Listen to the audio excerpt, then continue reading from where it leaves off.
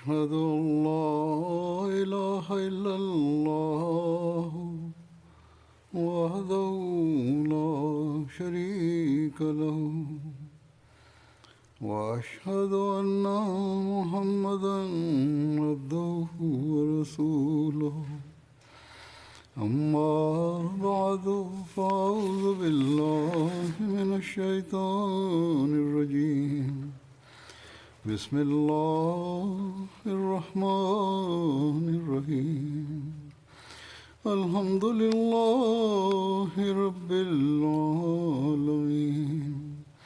الرحمن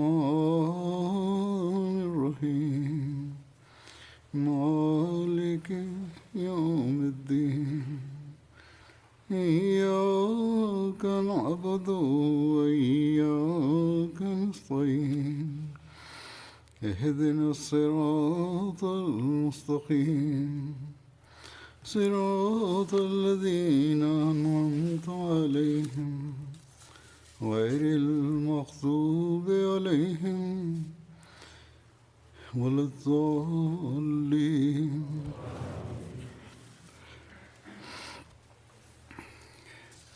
فبما رحمة من الله لنت لهم ولو كنت فظا غليظ القلب لانفضوا من حولك فاعف عنهم واستغفر لهم وشاورهم في الأمر وإذا عزمت فتوكل على الله إن الله يحب المتوكلين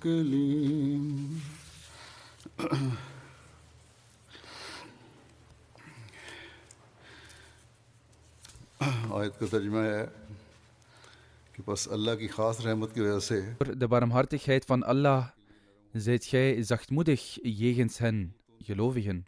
Als gij ruw en hardvochtig waart geweest, zouden zij zich zeker uit uw omgeving hebben verwijderd. Vergeef hen daarom en vraag voor hen vergiffenis. En raadpleeg hen in belangrijke zaken. En wanneer gij vastbesloten zijt, leg dan uw vertrouwen in Allah. Voorzeker, Allah heeft degenen lief die vertrouwen in hem hebben.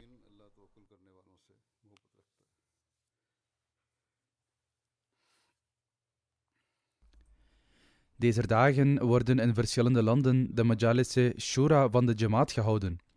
In sommige landen hebben ze al plaatsgevonden. In andere landen worden ze deze week en de komende week gehouden. In Duitsland en vele andere landen beginnen ze vandaag.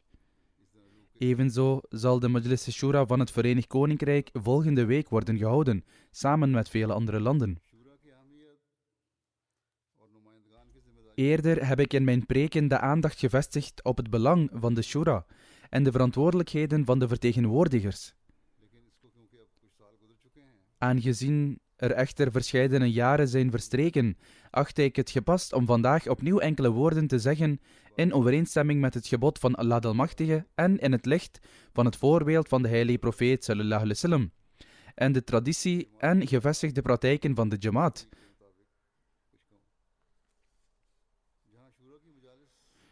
Wanneer de Majalis Shura reeds heeft plaatsgevonden, kunnen de vertegenwoordigers van de Shura niettemin profiteren van de begeleiding met betrekking tot de verantwoordelijkheden van de leden van de Shura.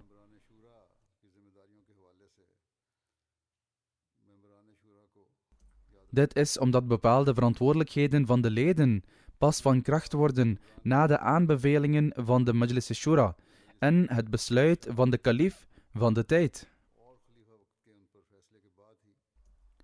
Het is de plicht van elk lid van de Shura om deze verantwoordelijkheden te vervullen en hun rol te spelen.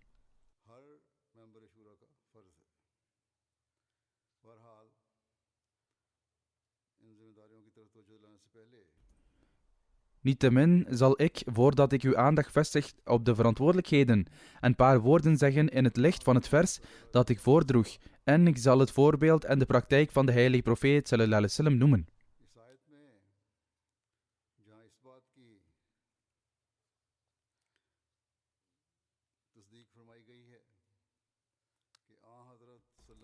waar dit vers getuigt van het feit dat de heilige profeet sallallahu alaihi wasallam uiterst zachtaardig was voor de leden van zijn umma, als gevolg van de speciale genade van Allah de Almachtige.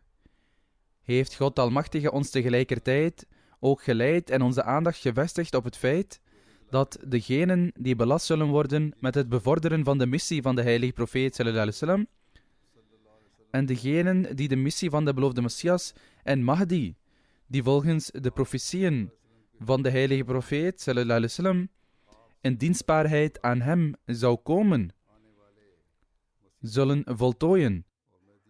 Het ook hun verantwoordelijkheid is om met liefde, genegenheid en vriendelijkheid te handelen.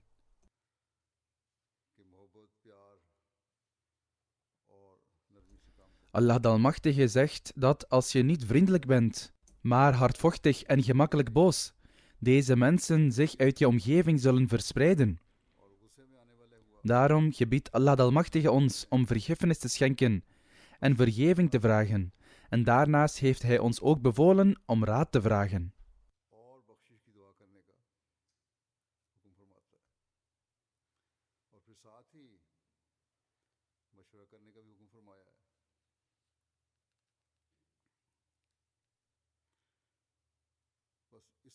De Majalis Shura worden dus overeenkomstig deze leer gehouden.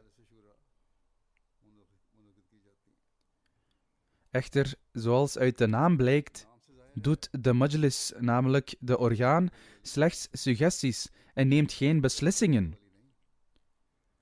Dus Allah de Almachtige heeft verklaard dat welke beslissing je ook neemt na deze suggesties, doe dat door je volledige vertrouwen te stellen in Allah de Almachtige. Bovendien, als je eenmaal je vertrouwen in Allah de Almachtige stelt, zal Hij de resultaten ervan voortbrengen, gevuld met immense zegeningen. Het grootste voorbeeld van vertrouwen in Allah de Almachtige zien we in de persoon van de heilige profeet sallallahu alaihi wasallam. In veel zaken ontving de heilige profeet sallallahu alaihi wasallam rechtstreeks leiding van Allah de Almachtige. Echter, met betrekking tot zaken waar duidelijke geboden van Allah de Almachtige niet aanwezig waren, zorgde hij ervoor om raad te vragen. Deze praktijk van hem en dit gebod van Allah de Almachtige leert ons wat de houding van de ambtsdragers van de Jamaat moet zijn ten opzichte van de leden van de Jamaat, en dat wij onze plichten moeten vervullen door onderling overleg.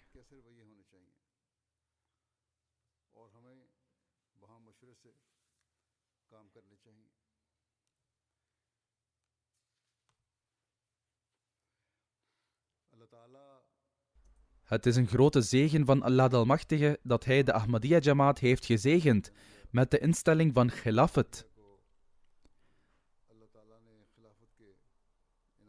Als zodanig en in overeenstemming met de geboden van Allah de Almachtige en de overleveringen van de heilige profeet sallallahu alaihi wasallam, raadpleegt de kalif van de tijd ook de Jamaats over de hele wereld op basis van hun lokale omstandigheden. Het lijdt geen twijfel dat als Allah de Almachtige de heilige profeet sallallahu alaihi wasallam in elke kwestie rechtstreeks had willen leiden, hij dat zou hebben gedaan. Maar het bevel aan de heilige profeet sallallahu alaihi wasallam om in bepaalde zaken om raad te vragen en dan het raad vragen van de heilige profeet sallallahu alaihi wasallam in zulke zaken dient in feite als een leidraad voor ons om op het juiste pad te treden, om onze plichten te vervullen door onderling overleg. En om een eenheid binnen de umma te vormen. Een hadith ligt dit toe. Hazrat Ibn Abbas radiyallahu ta'ala anhu vertelt dat toen het vers Shawirhum fil amr, hen raadplegen in bestuurszaken, werd geopenbaard, zei de heilige profeet sallallahu alaihi wasallam: hoewel Allah en zijn boodschapper sallallahu alaihi wasallam hier geen behoefte aan hebben, maar Allah de Almachtige heeft het verordend tot een middel van barmhartigheid voor mijn volk. Daarom zullen zij die raadplegen niet verstoken zijn van leiding, maar zij die niet raadplegen, zullen de vernedering niet kunnen vermijden. वो जिल्लत से न बच सकेगा। बस Dus, ook al had de heilige profeet sallallahu alaihi wasallam geen behoefte aan overleg, toch zocht hij overleg om een voorbeeld te stellen voor zijn volgelingen, आपने मशवरे लिए ताकि उम्मत के सामने dat hen in staat zou stellen altijd deel te hebben aan de barmhartigheid van Allah de Almachtige en voortdurend de wegen van de leiding te bewandelen en tegelijkertijd vernedering te vermijden. Rushd व हिदायत के रस्तों पर चलती रहे और जिल्लत से बचती रहे। Het is een bijzondere gunst van Allah de Almachtige aan ons dat wij een gevestigd systeem van shura hebben. कि हमारे अंदर Alle Ahmadis, vooral de leden van de shura, moeten dit eren en Allah de Almachtige dankbaar zijn voor het instellen van de middelen voor onze leiding. अल्लाह ताला का शुक्रगुजार होना चाहिए कि उसने हमारे लिए रुश्द व हिदायत का सामान पैदा फरमा दिया। Ik zal enkele van de gelegenheden in de geschiedenis noemen, waarbij de heilige profeet sallallahu alayhi wasallam om raadpleging vroeg en hoe hij dat deed. इस बारे में जो मैं बताइए Dit was ook de praktijk van de rechtgeleide kalifen. कुछ बयान करता हूँ। यही तरीक खुलफाए En in dit tijdperk paste de beloofde Messias alayhi salam deze praktijk ook toe. हज़रत मसीह अलैहिस्सलाम ने भी इसी पर अमल किया। अमूमन Over het algemeen vinden we 3 methoden waarop overleg werd gezocht. De ene was dat wanneer een zaak die overleg vereiste zich voordeed. Iemand aankondigde dat mensen zich moesten verzamelen en dus kwamen de mensen samen.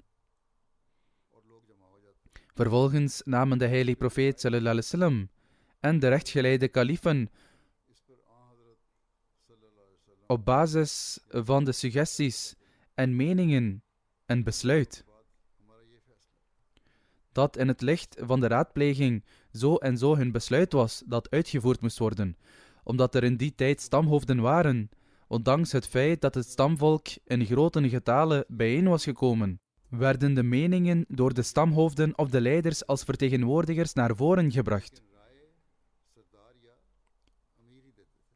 Het volk vond het prima dat hun stamhoofd of leider hen vertegenwoordigde en hun कि हमारा सरदार mening verkondigde. हमारी नुमाइंदगी में राय दे।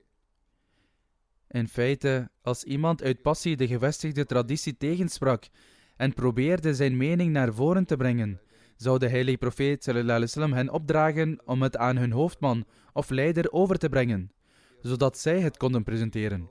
Anders zou hun mening geen waarde krijgen.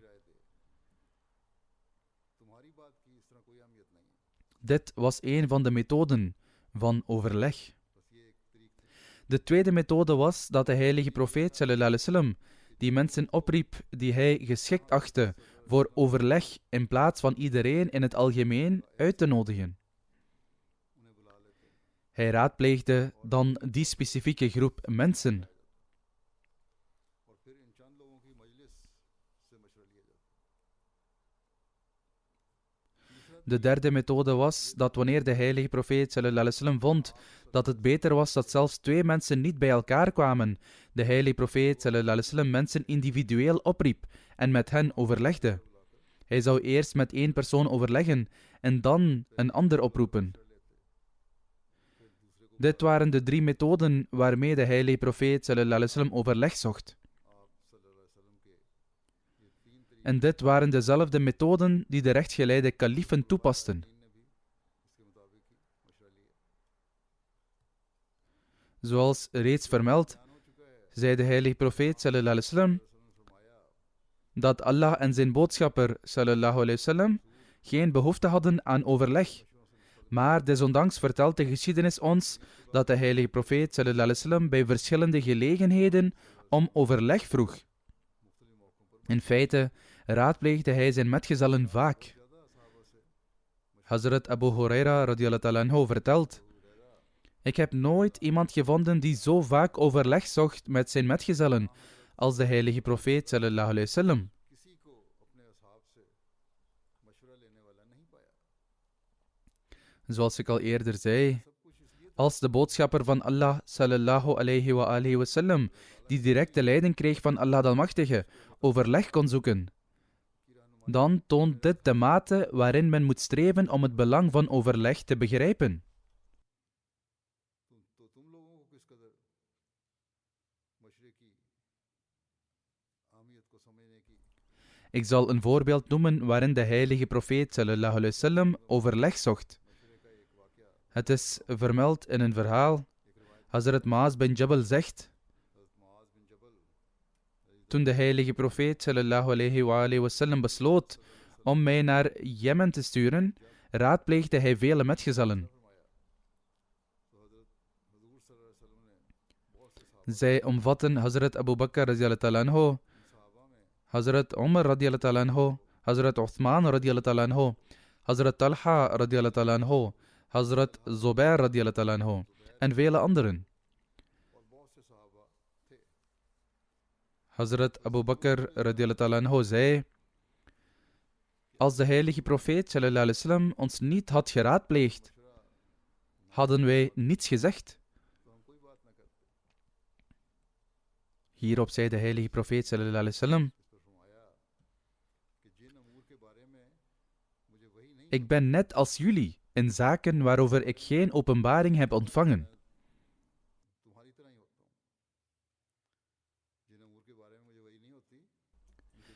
Hazrat Maad radiyallahu ta'ala anhu verklaart op deze uitspraak van de heilige profeet sallallahu alaihi wasallam dat mensen hun mening moesten geven als de heilige profeet sallallahu alaihi wasallam het vroeg. Gaf iedereen zijn mening, waarna de heilige profeet sallallahu alaihi wasallam zei: Maad, zeg jij mij, wat is jouw mening? Ik zei: ik sluit me aan bij de mening van Hazrat Abu Bakr radiyallahu ta'ala anhu.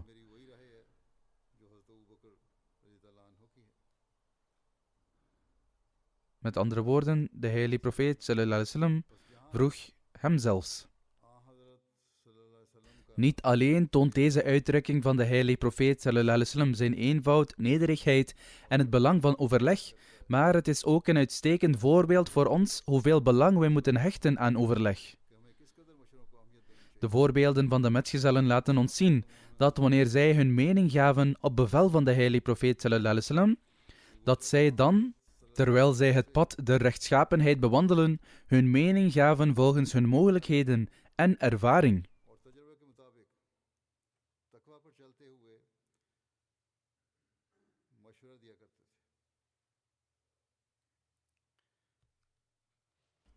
Zelfs na de migratie naar Medina, toen de ongelovigen van Mekka probeerden de vrede en veiligheid van de moslims te vernietigen, overlegde de heilige profeet sallallahu alaihi wasallam met de metgezellen om dit te voorkomen. Hij omvatte de leiders van zowel de Ansar als de Muhajirin. Toen, na overleg met de Muhajirin en de Ansar en met hun instemming, vertrok de heilige profeet sallallahu alaihi wasallam naar Badr.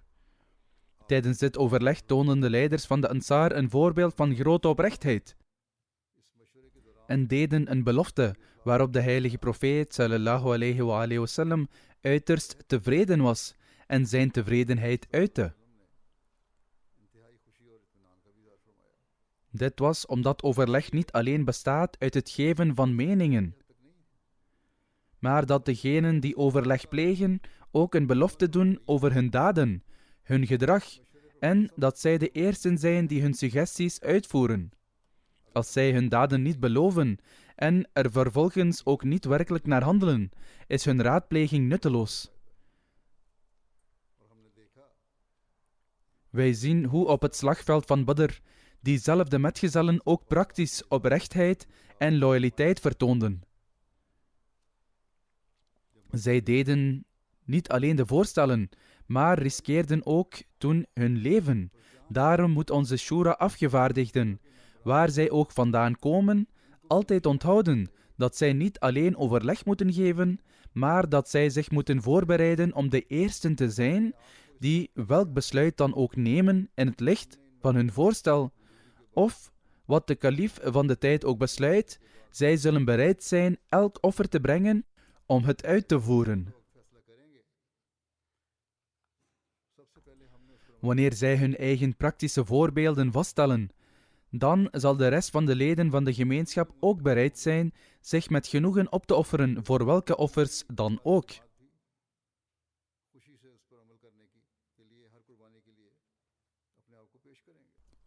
De leden van de Shura moeten altijd in gedachten houden dat elke Ahmadi trouw en gehoorzaamheid aan Khilafat heeft beloofd, waarvan het hoogste voorbeeld moet worden getoond door de ambtsdragers en de leden van de Shura, omdat zij lid zijn gemaakt van een instelling die dient om de instelling van Khilafat en het systeem van de Jamaat te helpen.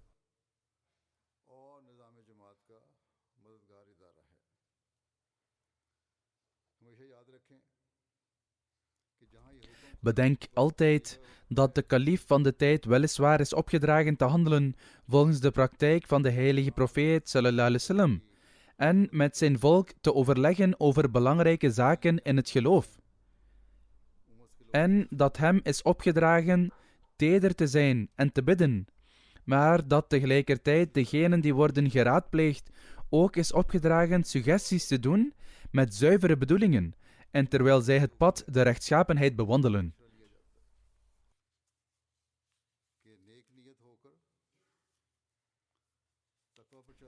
Degenen die suggesties doen, moeten er altijd aan denken dat hun suggesties moeten voldoen aan de hoogste normen van zuivere bedoelingen en rechtschapenheid.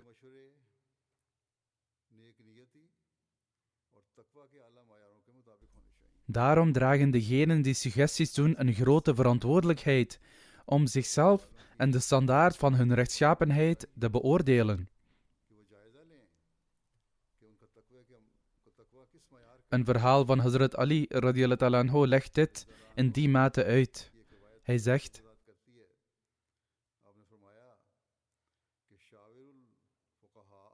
betekenis, raadpleeg hen die intelligent zijn en toegewijd aan de aanbidding. Niet iedereen kan geraadpleegd worden. Dit is de standaard vereist van de afgevaardigden. Dit is ook een les voor degenen die de Shura-afgevaardigden selecteren. Om diegenen onder hen te selecteren die een gezond oordeel hebben, een uitstekende religieuze kennis hebben en een hoog niveau van aanbidding hebben.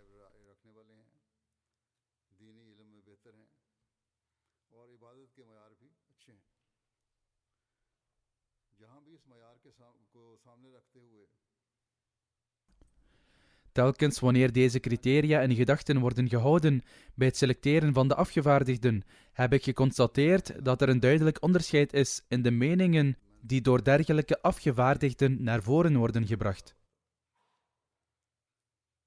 Het is ook de verantwoordelijkheid van die afgevaardigden dat als de leden van de gemeenschap positief over hen hebben gedacht en hen als Shura-afgevaardigden hebben geselecteerd, zij die positieve gedachten moeten waarmaken.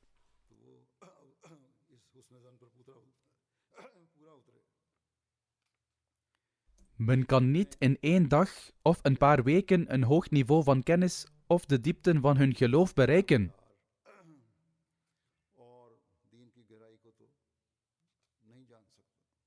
Maar iedereen kan zich op rechtvaardigheid begeven en suggesties doen die boven elke vorm van persoonlijk gewin staan.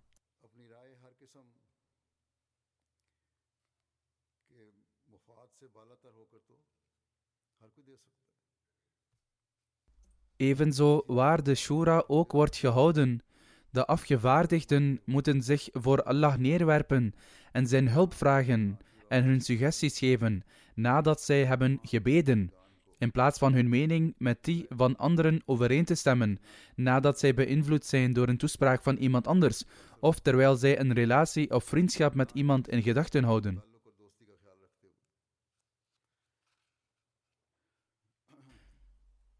Ook moet men zijn mening niet veranderen uit vrees of consideratie voor een ander. In feite is het alleen wanneer meningen worden gegeven met de gerechtigheid in gedachten en het algemene voordeel van de gemeenschap op de voorgrond, dat men recht kan doen aan het lidmaatschap van de Majlis-e Shura.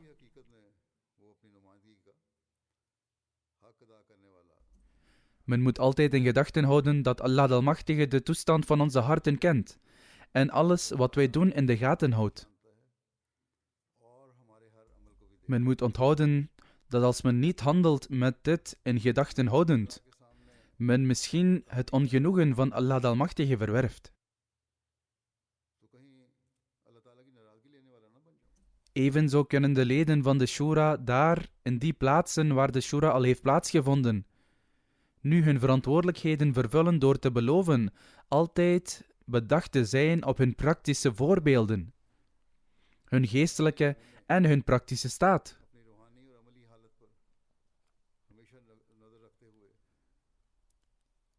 Bovendien moeten zij ernaar streven de genomen besluiten uit te voeren en de uitvoering ervan te waarborgen, terwijl zij de rechtschapenheid betrachten.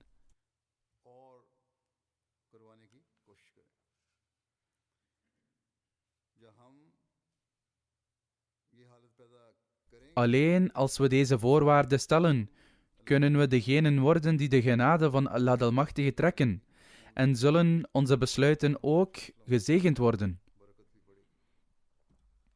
Anders zullen onze bijeenkomsten en het houden van overtuigende toespraken over onze meningen niet verschillen van die wereldse vergaderingen die verstoken zijn van rechtschapenheid en soms besluiten nemen die de moraal volledig vernietigen en ook in strijd zijn met de geboden van Allah de Almachtige. Zij houden alleen rekening met de agenda van hun eigen partij.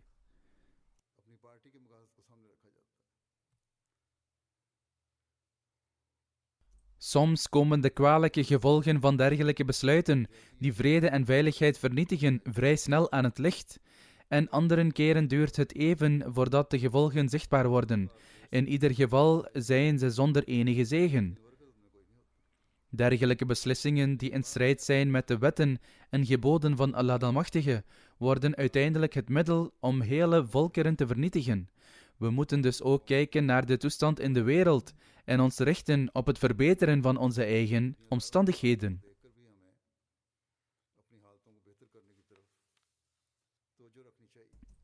Zoals ik al zei, worden de voorstellen van de leden van de Shura voorgelegd aan de kalif van de tijd.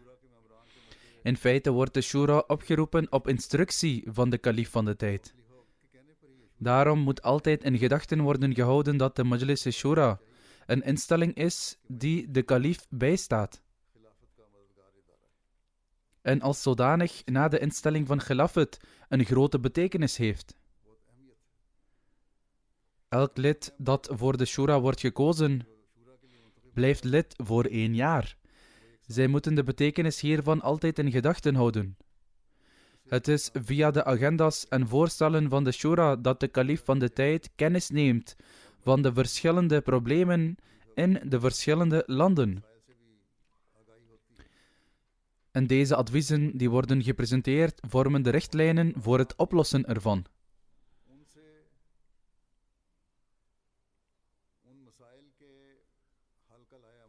Soms worden bepaalde aspecten met betrekking tot de oplossing van een probleem niet in voldoende detail genoemd, of zelfs helemaal niet voorgelegd aan de leden van de Shura, maar de Khulafa nemen ze op in de richtlijnen. Er zijn bepaalde momenten waarop ik dezelfde praktijk toepas.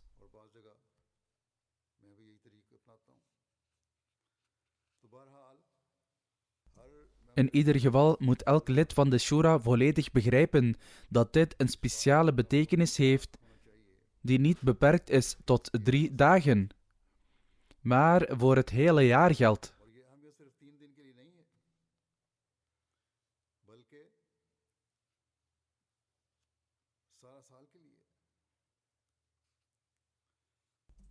Elk lid van de Shura moet ervoor zorgen dat de richtlijnen die worden opgesteld worden uitgevoerd en dat de organisatie op alle mogelijke manieren meewerkt om de uitvoering ervan te waarborgen. In feite is dit hun verantwoordelijkheid.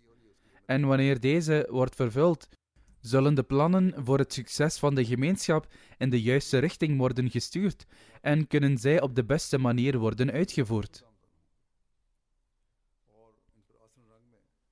Wij zullen in staat zijn helpers te worden in de missie van leiding, waarvoor de beloofde Messias salam opdracht kreeg.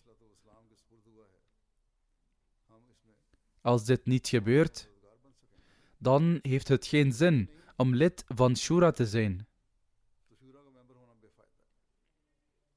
Hier moet ik ook vermelden dat de Shura in elk land over het algemeen wordt voorgezeten door hun amir.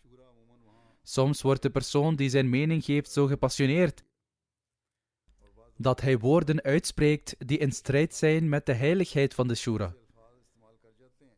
Ten eerste, wanneer afgevaardigden hun mening geven, moeten zij in plaats van een vertoning van hartstochtelijk spreken en hartstochtelijk spreken zonder controle over hun zintuigen, hun mening op een fatsoenlijke manier verwoorden. Soms spreken degenen die hun mening geven op een manier die de Amila-leden of de Amir Jamaat die de Shura voorzit, doet denken dat de spreker direct of indirect tegen hen is.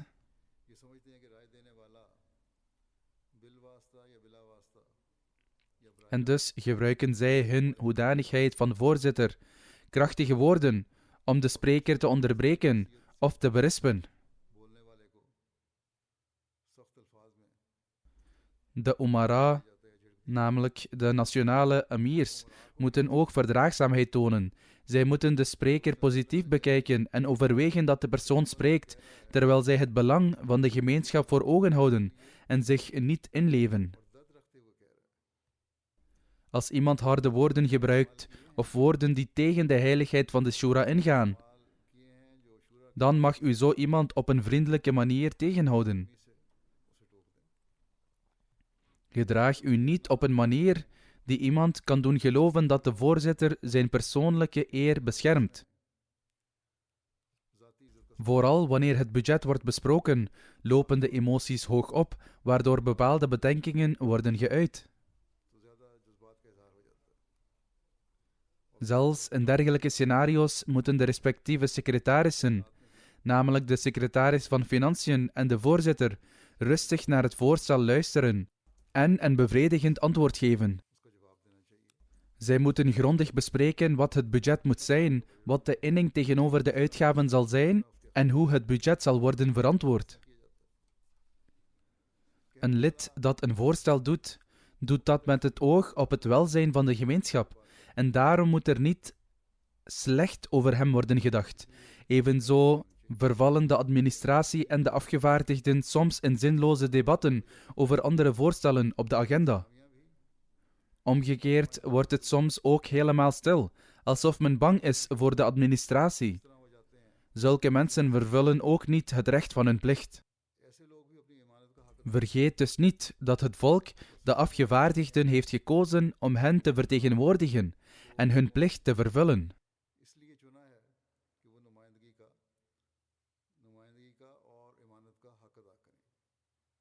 Daarom mag geen enkele zaak persoonlijk worden. Noch mag er enige angst zijn. Denk altijd aan het feit dat het volk u gekozen heeft in het licht van het volgende gebod van Allah de Almachtige. Tu'addul amanati ila ahliha. Dat is, geef het toevertrouwde over aan hen die er recht op hebben.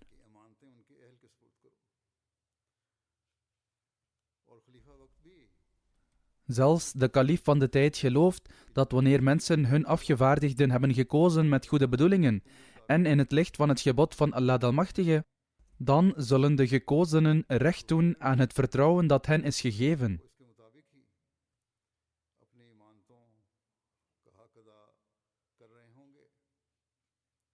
Als de afgevaardigden dit recht niet nakomen tijdens of zelfs na de Shura, dan schenden zij niet alleen het vertrouwen van het volk, maar zijn zij ook ontrouw aan de kalif van de tijd door het vertrouwen dat hen is gegeven niet te vervullen.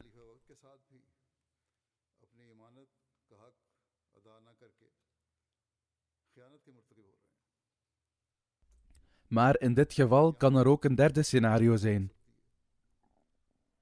Het kan zijn dat sommige mensen zich niet aan de gerechtigheid hielden bij het kiezen van afgevaardigden. Het kan zijn dat ze bevooroordeeld waren ten opzichte van hun familie en hun vrienden kozen om hun relaties te onderhouden. Daarom zijn zij die anderen op deze manier kiezen zondig en zijn hun handelingen verkeerd. Als zij hun recht niet hebben vervuld, moeten zij berouw tonen.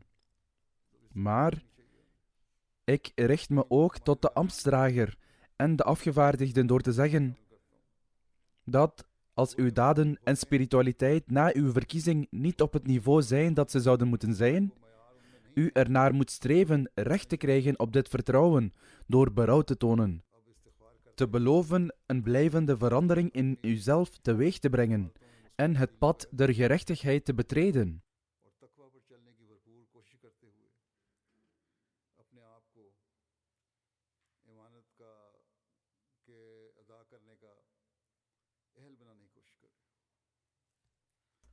Wanneer jullie deze inspanning leveren, zullen jullie het genoegen van Allah de Almachtige bereiken, helpers worden in de missie van de beloofde Messias salam, en jullie daden en geestelijke toestand verbeteren. Zoals ik al zei, worden jullie afgevaardigden voor 1 jaar. Gedurende deze tijd moet u samenwerken met het bestuur, handelen naar de genomen beslissingen en anderen helpen dit ook te doen. Om dit te bereiken, moet u altijd in de gaten houden of er in uw plaatselijke jamaat naar gehandeld wordt en in hoeverre dit gevolgd wordt.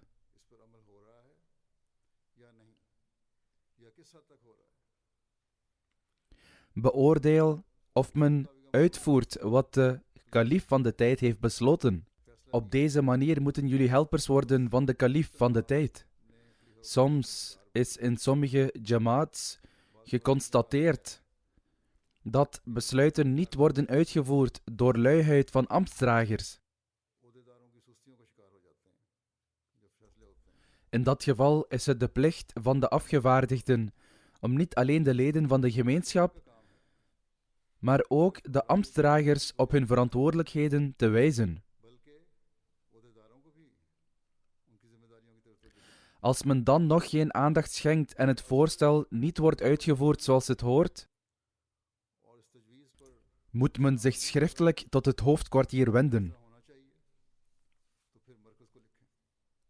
Veel ambtsdragers zijn ook lid van de Shura, en dus is het niet alleen hun plicht om op hun eigen afdeling te letten, maar moeten zij ook de ernst van de besluiten van de kalif van de tijd, die niet zijn uitgevoerd of toegepast, in overweging nemen.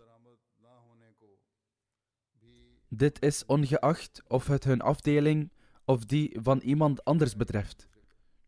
De respectieve ambtsdrager en amir moeten hierop de aandacht vestigen. En deze zaak moet ook aan de amila worden voorgelegd. Als dit niet gebeurt, vervullen deze ambtsdragers en afgevaardigden ook hun vertrouwen niet. Sommigen worden in dit leven misschien gered door hun excuses, maar jullie moeten altijd onthouden dat niets verborgen is voor Allah de Almachtige. Hij zal jullie verantwoordelijk houden voor het nakomen van jullie vertrouwen. Dit is een zaak van grote zorg. We moeten niet trots zijn op het feit dat we Shura-afgevaardigden of ambtsdragers zijn. In plaats daarvan moet iedereen zich zorgen maken over zijn verantwoordelijkheden.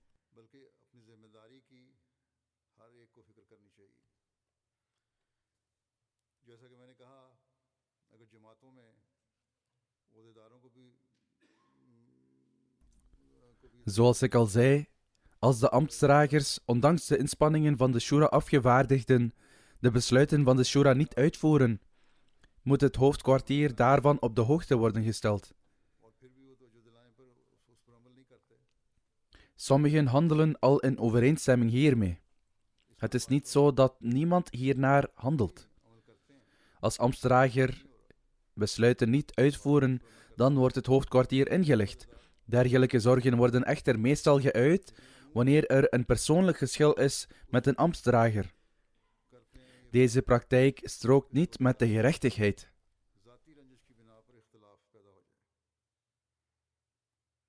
ये तरीक तकवा का तरीक नहीं है। अगर तकवा से काम लेते हुए Als elke afgevaardigde en ambtsdrager ernaar streeft de goedgekeurde Shura-voorstellen met rechtschapenheid uit te voeren, dan zou het niet nodig zijn hetzelfde voorstel het volgende jaar of na enkele jaren opnieuw in te dienen. Als een voorstel opnieuw wordt ingediend, betekent dit dat het niet volledig is uitgevoerd, of althans niet op de manier waarop het had gemoeten. De plaatselijke jamaat en ambtsdragers moeten zich dus afvragen of zij rechtschapenheid betrachten en hun vertrouwen waarmaken.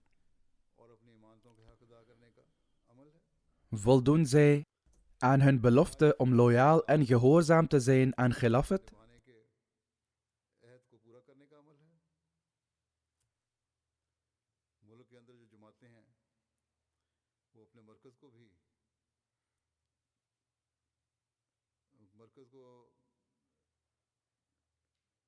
De lokale jamaats in een land sturen dergelijke voorstellen naar het nationale hoofdkwartier wanneer zij constateren dat bepaalde zaken niet worden uitgevoerd.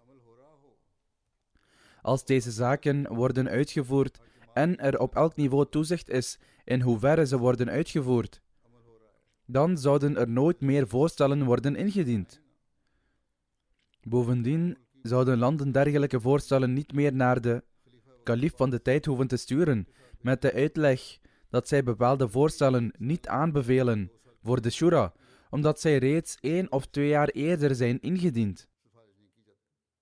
Terwijl zij dit schrijven, moeten de nationale hoofdkwartieren hun spijt betuigen dat zij het voorstel niet kunnen uitvoeren en dat zij het in het lopende jaar zullen uitvoeren.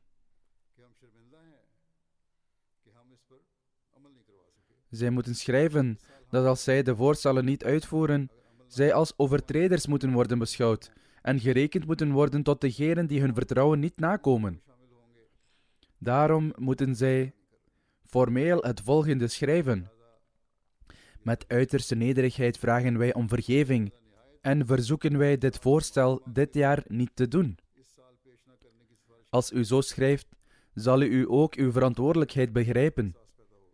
Op zijn minst zullen de administratie en de afgevaardigden zich hierdoor realiseren dat zij weliswaar grootse actieplannen presenteren aan de kalif van de tijd, maar deze niet uitvoeren.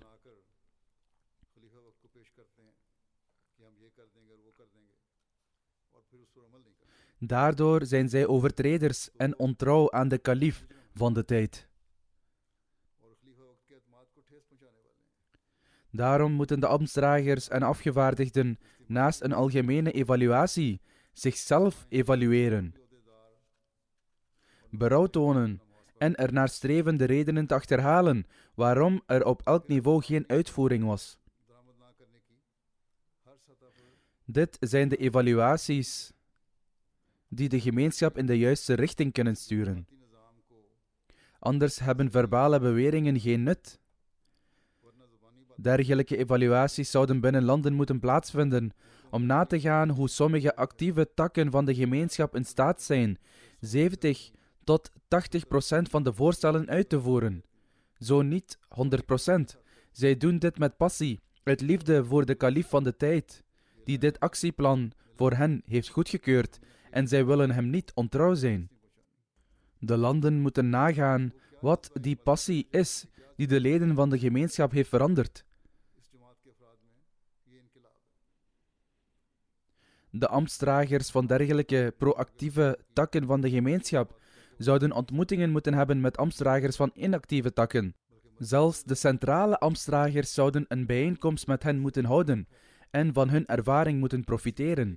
Zelfs als er in een gebied 1 actieve tak is die zijn taken en spirituele evenementen naar behoren vervult, kan deze tak 10 andere takken ten goede komen door zijn methoden te delen. Dit is echter alleen mogelijk als iedere secretaris en ambtsdrager in het centrale bestuur en shura-afgevaardigde met trouw zijn rol vervult.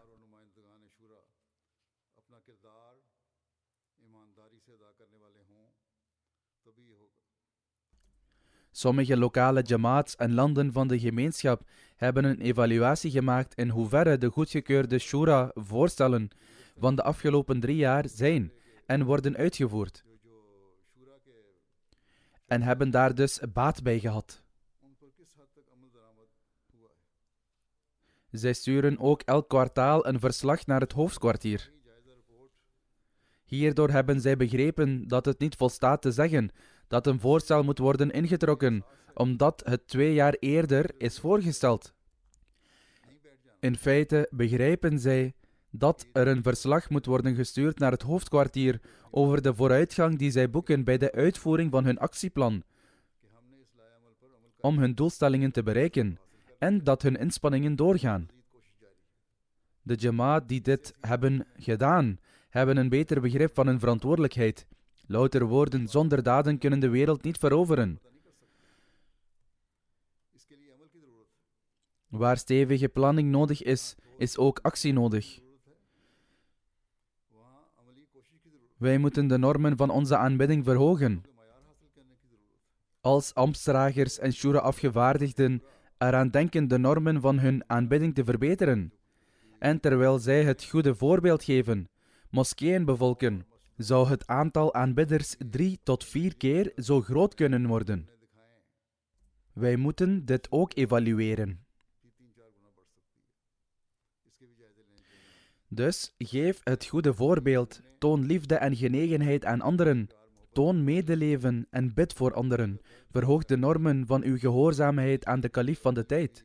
Wanneer dit de uitgesproken kenmerken zijn van alle ambtsdragers en shura-afgevaardigden, dan zullen we getuigen zijn van een revolutionaire transformatie die plaatsvindt in de gemeenschap.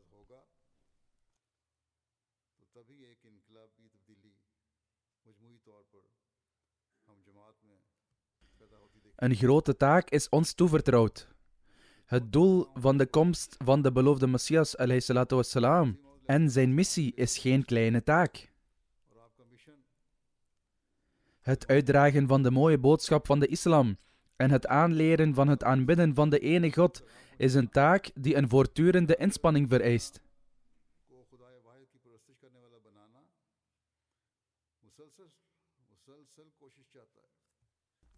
De reden waarom Shura wordt gehouden in alle landen van de wereld is dat wij niet alleen plannen maken om onze praktische handelingen te hervormen, maar ook plannen maken om de leer van de ene God over te brengen, om de wereld te verenigen tot één natie, onder de banier van de heilige profeet, sallallahu alayhi wa alihi wasallam, om zo een revolutionaire transformatie te bewerkstelligen. Vergeet niet dat voor de uitvoering van deze taken ook geld nodig is. Stel daarom uw budget zo op dat u met minimale uitgaven maximaal voordeel kunt behalen.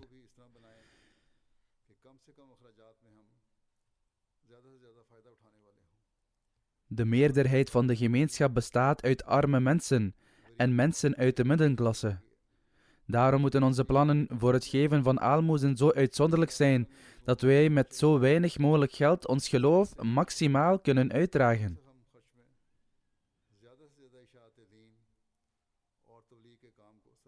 Dit kan alleen worden bereikt wanneer wij begrijpen dat wij onze verantwoordelijkheden en vertrouwen moeten vervullen en tegelijkertijd rechtschapenheid moeten tonen. En dat wij de mogelijkheid om ons geloof te dienen moeten beschouwen als Gods genade. Op een bepaald moment zegt de beloofde Messias ﷺ, terwijl hij ons leidt om rechtschapenheid te betrachten: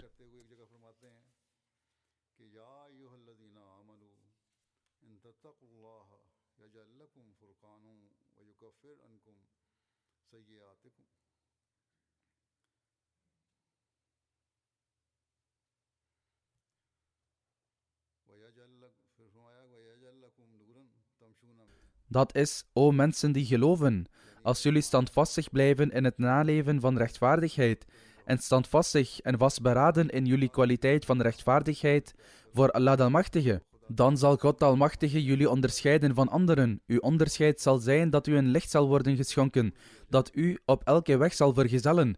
Met andere woorden, dat licht zal elke handeling, elk woord, elk vermogen en elk zintuig van u doordringen. Uw begrip zal verlicht zijn en zelfs uw vermoedens zullen licht bevatten. Uw ogen, oren, tongen, woorden, bewegingen en momenten van rust zullen allemaal verlicht zijn. De paden die u betreedt zullen schijnen met licht. Welke weg u ook kiest en hoe uw vermogens en zintuigen zich ook manifesteren, zij zullen met licht vervuld zijn en u zult geheel in het licht wandelen. Mogen Allah de Almachtige ons allen in staat stellen om onze verantwoordelijkheid te vervullen en rechtvaardigheid te betrachten. Mogen Allah de Almachtige onze fouten en zwakheden verbergen en ons zijn genade blijven schenken.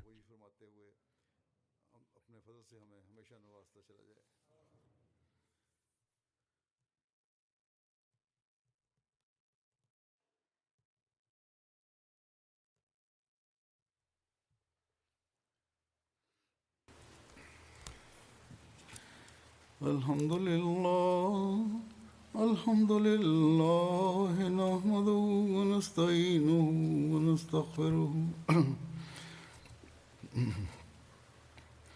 ونؤمن به ونتوكل عليه ونعوذ بالله من شرور أنفسنا ومن سيئات أعمالنا من يهده الله فلا مضل له ومن يضلل فلا هادي له ونشهد أن لا إله إلا الله ونشهد أن محمدا عبده ورسوله عباد الله رحمكم الله إن الله يأمر بالعدل والإحسان وإيتاء ذي القربى وينهى عن الفحشاء والمنكر